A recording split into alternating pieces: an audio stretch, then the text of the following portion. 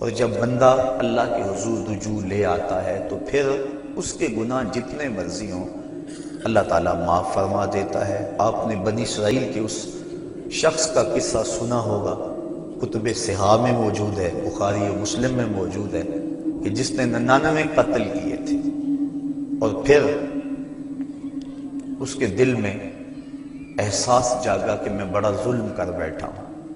اس وقت کے ایک راہب کے پاس گیا جو عبادت گزار تھا، اس کو جا کے کہا میں 99 اشخاص کا قاتل ہوں، اب توبہ کے لیے دل میں آرزو پیدا ہوئی ہے، بتاؤ میرا رب مجھے معاف کر دے گا؟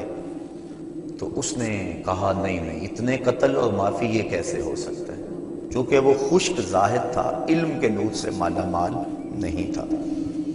اس نے کہا نہ معافی نہیں ہے۔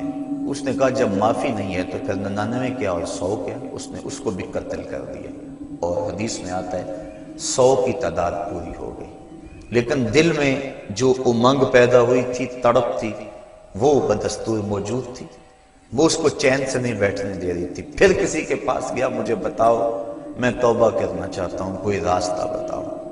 کسی نے کہا فلاں بستی میں اللہ کے کچھ بندے رہتے ہیں، تو جا ان کے پاس چلا جا اور ان کے ساتھ مل کے عبادت کر، اللہ تیرے گناہوں کو معاف فرما دے گا۔ جہاں اللہ والے ہوں وہاں اللہ کی رحمتیں برستی ہیں، اور اہل اللہ کے قریب جا کے توبہ کریں تو توبہ جلد قبول ہوتی ہے۔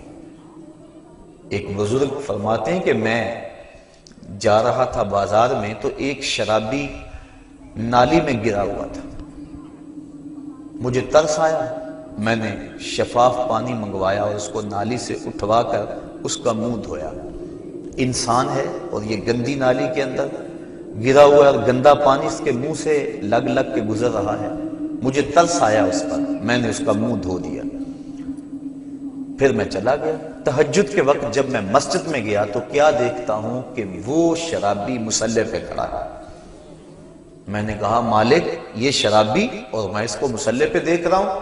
کہا میرے بندے تو نے اس کا منہ دھو دیا تھا، میں نے اس کا دل دھو دیا۔ تو اللہ کے حضور جب بندے اس کے بندوں کی وساطت سے آتے ہیں تو پھر کرم اور دوبالا ہو جاتا ہے۔ تو توبہ میں اہل اللہ کی صحبت کی بڑی اہمیت ہے۔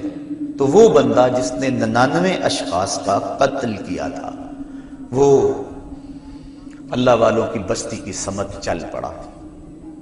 ابھی کچھ فاصلہ طے ہوا تھا کہ موت کا وقت مقرر ہے، موت آ گئی، جنت کے فرشتے بھی آ گئے، جہنم والے فرشتے بھی آ گئے، دونوں کا تقاضا تھا کہ یہ ہمارا ہے۔ جنتیوں کی دلیل یہ تھی کہ توبہ کرنے جا رہا ہے، جہنمی کہتے تھے کہ ابھی پہنچا نہیں ہے، ابھی اس نے توبہ کی نہیں ہے، ابھی تو محض ارادہ اور عزم ہے، 100 اشخاص کا قاتل ہے، ہم ان بدبودار ٹاٹوں میں لپیٹ کر اس کی روح کو سجین میں لے جائیں گے۔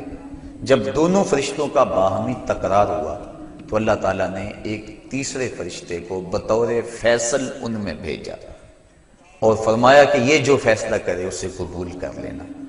تو اس نے فیصلہ کیا کہ زمین کو ماپ لو، اگر آگے زیادہ ہوئی تو پھر اس کو جہنم والے لے جائیں، اور اگر پیچھے زیادہ ہے، زیادہ فاصلہ کر آیا ہے اور اللہ والوں کی بستی کے زیادہ قریب ہے تو پھر جنت والے فرشتے لے جائیں۔ اور جب فاصلے ماپے گئے تو آگے کا فاصلہ زیادہ تھا، پیچھے فاصلہ جو ہے ابھی تھوڑا طے ہوا تھا، لیکن اللہ تعالیٰ نے زمین کو حکم دیا آگے سے سمٹ جا، پیچھے سے پھیل جا۔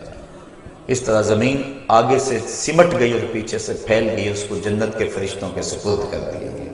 اور ایک روایت کے لفظ ہیں کہ جب وہ گرا، موت آئی، روح قبض ہونے لگی تو گرا، تو اس کو اتنا اشتیاق تھا اللہ والوں کی بستی کے قریب پہنچ کا، اللہ والوں کے پاس جا کر توبہ کرنے کا، کہ وہ مرتے مرتے بھی اپنے آپ کو گھسیٹ کے آگے کرتا رہا، اور وہ ایک بالشت اپنے سینے سے اپنے آپ کو گھسیٹ کے اس نے آگے کیا، اور جب اس کا فاصلہ ماپا گیا تو وہی ایک بالشت تھی جو اللہ